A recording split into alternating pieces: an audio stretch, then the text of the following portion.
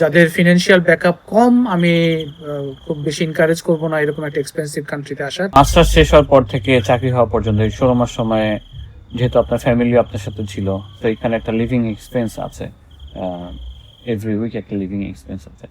এগুলো আসলে তখন কিভাবে ম্যানেজ করতে হয়েছে? যদিও বুঝতে পারছি এই সময়টা খুব কষ্টকর ছিল, প্লাস যারা আসবে তাদের জন্য আসলে কতটুকু পিরিয়ড তাদের জন্য সেফ ফান্ড ইনশিওর করে আসা যেন যারা ফ্যামিলি নিয়ে আসবে। আসলে নিউজিল্যান্ড খুবই একটা এক্সপেন্সিভ কান্ট্রি। সো এখানে আসার জন্য আমি মনে করি যে যদি ফ্যামিলি নিয়ে কেউ আসতে চায়, স্টুডেন্ট ভিসা, তাকে যথেষ্ট পরিমাণ ফিনান্সিয়াল ব্যাকআপ নিয়ে আসা উচিত যত বেশি পারা যায়।